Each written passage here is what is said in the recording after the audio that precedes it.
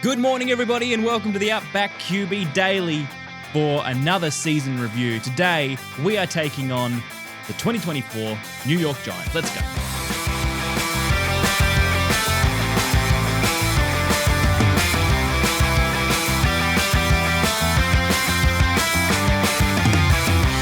Hello, everybody. Curtis DeBoy here with you. Outback QB Daily on the Muscle Cat Media Network. This show is brought to you by Jericho Australia, our good friends at jerichoaustralia.com. You see I got a bit of stubble here. I haven't quite got the luscious beard that I had a week ago, but I still use Jericho Australia products, the shampoo, the oils. They also do deodorants and all sorts of stuff. Men's care, so get into that. It's a great brand, great stuff, and I genuinely use it, and that's why I like to promote it. You can see we've got a bit of a new setup in the studio today. Got some... As I just look at my memory card, and we've got 0 hours left, so we'll see how we go with this one. We've got some new lighting. We've got the candle on. It's very moody in here. It's a good day. I'm looking forward to it. New York Giants, let's get into it. 3-14, their worst season since they were 3-13 under Ben McAdoo. Remember when Ben McAdoo was the head coach of the Giants? That was 2017. Of course, big things happened, not necessarily for good reasons at the Giants this year, but they released Daniel Jones after 5.5 years. That marriage is over. He's gone. He was off to Minnesota and who knows where after this. But Jones is gone. Brian Daboll will stay and continue to coach for a fourth season. Now, with every team, every season review, we've gone through the good and the bad, the highlights and the lowlights. The highlights, let's start there for the Giants this year. There were a couple, and they revolve around individuals, in my opinion. The two highlights, Malik Neighbors, of course. What a season that was, breaking records for Giants, for rookie receivers. He was fantastic, and they got that pick right, their first-round pick from last year. But it wasn't just Neighbors. It was the whole rookie class, really. Got some good exposure, some good snap counts, played pretty well. I mean, there were moments, they're always up and down as rookies, but you look at Tyler Nubin, the safety, the second-round pick. He was actually pretty good. You look at Andrew Phillips, he was even better, the third-round cornerback. He had some great games. Yes, had some injury concerns in the middle of the year, but when he played, Phillips was really good, a real shining light in that secondary, and boy, did they need help there. Theo Johnson, sure, didn't have a statistically big year, ended on IR, but the tight end, fourth round, he showed enough in a couple of games to make you think maybe this guy's okay. Then there was Tyrone Tracy, the fifth-round draft pick, the running back, who at times carried that offense in games when they needed him. So there were certainly moments and certainly enough play from these rookies to go, they actually drafted pretty well this year. So you got to give them a tick, I think. Muasau, their sixth-round linebacker, I mean, if you look at his overall season, yeah, there are probably more downs than ups, but he still had some good moments. So he played half a year worth of snaps as well. The rookie class actually did some things. And then there's one more individual. This is the second highlight of the year, and that's Dexter Lawrence. He's still a superstar. He had one of his best, if not his best, years in the competition. He's getting better and better as Sexy Dexy. He's superstar status now. Superstar status for the Giants, and they don't have many of them. So now they've got him, they've got Neighbors, they've got Brian Burns, who I think can be better if the defense is more functional next year. But let's get to the lowlights. The lowlights for the Giants, a 10-game losing streak. I mean, you can't go past that as a lowlight. That's as bad as it gets. And I think that was triggered by the other lowlight, in my opinion, which was losing star left tackle Andrew Thomas early in the season. It was in week 6. He had the Liz Frank injury to his foot, required surgery, missed the rest of the year, and then it all started to tumble from there. I mean, they were 2-3 going into that Cincinnati game. Thomas gets injured. They lose that. They're 2-4. They then go on that massive losing streak.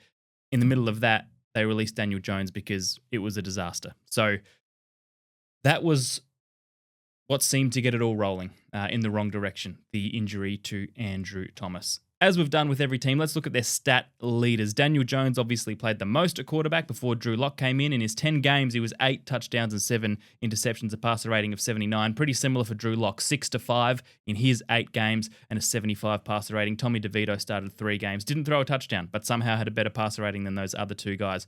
Rushing, I mentioned Tyrone Tracy, the rookie, 839 yards, 5 touchdowns. He gave a glimmer of hope and went at 4.4 yards per carry, so you'll take that. Devin Singletary backed up with 437 yards. Their receivers, Malik Neighbors, 1,204 yards, 7 touchdowns. What a fantastic season in 15 games because he missed a couple of games in there as well. Wandale Robinson almost cracked 700. He got 699 for 3 TDs, and Darius Slayton, 570 for 2 touchdowns. There wasn't much beyond that. Maybe it was a bit of a stretch to say Theo Johnson was a highlight before, but he did, towards the end of the year, get 330 yards, and he did score as well. As far as their defense, Dexter Lawrence, it was actually pretty evenly spread across the sacks. Lawrence had 9, Burns had 8.5. He took a while to get going, but he had some good games there as well. Burns also had 8 passes defended throughout the year, which is really good for a linebacker. So you would take that. Azeez Ojulari pitched in 6 sacks. Kayvon Thibodeau, 5.5 in his 12 games. He had a few missed through injury, as did Ojulari. They played 11 and 12 games each, and then there was a smattering of sacks beyond that. Interceptions, nobody really got going. Drew Phillips had 1, Hawkins, Flott, Muasau, and Belton had 1 each. So we've got our MVP, our Stubby Club Outback QB MVP award. Look up the stubbyclub.com.au. Malik Neighbours, he was our number 1. Now, for those who are new to this, especially those on YouTube, this is on YouTube, we give 5, 4, 3, 2, 1 for every single game. And Malik Neighbours, he was their highest vote getter, 16 votes throughout the year. Burns with 15, Lawrence with 10, Jones with 10. Now, look, I think we got Lawrence. I think we missed him in a few games. I think if we were reflecting on how we went with our accuracy of votes, he probably should have been up there a bit more. His sack numbers weren't huge, but his impact on games was. And so I think he probably should be their number 1 player of the year. 6 vote difference between him and Neighbours. That's only 1 and a bit games of domination. So it's not as big as it seems on paper, but I think maybe Lawrence should have got a couple more votes. The other thing with Lawrence too is that he often plays very well when this team's getting smacked. He's often the only guy who is resisting. And it's harder to get votes when your team's getting smashed because there's normally at least 5 other guys on the other team who have played really, really well that maybe command more statistical prowess. They have a bigger statistical game, or they just play just as well, if not better. So that's probably what hurt Lawrence a little bit. Daniel Jones, he got a few votes early in the year with a couple of games. He had a 2, a 4, and a 4. So outside of those 3 performances, he didn't really do much for the year. Outside of that, Drew Lock did have 1 good game in Week 17, so he got 5 votes there. Kayvon Thibodeau, Bobby Okereke, Tracy McFadden, Belton, Slayton, Ojulari, and Banks all polled in a game each. So let's get to what they need to do in the offseason. Before we get to that, the Brian Burns trade, I think they gave up a 2nd and a 5th in 2024, and they gave up a 5th in 2025 for Brian Burns. And if you look at that, you go, I think that's about even now. Burns was good. He wasn't. Didn't have his best year in the league, but he was good. And like I said, if this defense does sort itself out a bit, I think he'll be a superstar next year if he just has a few more helpers. Lawrence, Thibodeau, Burns, if that can get going as a threesome, and if Thibodeau can really step up, then maybe this becomes a bit more of a feared defense and Burns is free to roam. Let's look at their offseason needs.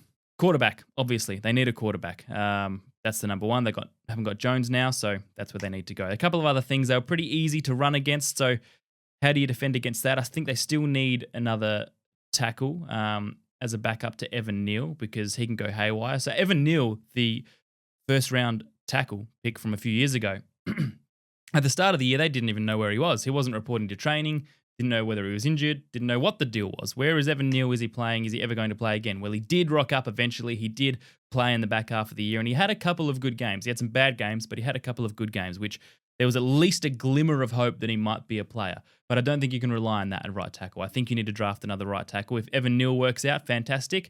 But let's get Andrew Thomas a reliable partner at the other side. They also need another DT, I think, a defensive tackle to go with Dexter Lawrence, who is a superstar. So in order, I think their needs are a QB, then a defensive tackle, maybe an offensive tackle, or a defensive back as well. They've got a few holes. They need another safety to help rookie Tyler Nubin because Pinnock and Belton didn't get it done. I don't think they're good enough. They need another cornerback to help rookie Drew Phillips because their first-round draft pick from a couple of years ago in Deontay Banks isn't getting it done either. So a few things there. Quarterback, a bit in the trenches and a bit in the defensive back area is what the Giants need to do, in my opinion, for next year.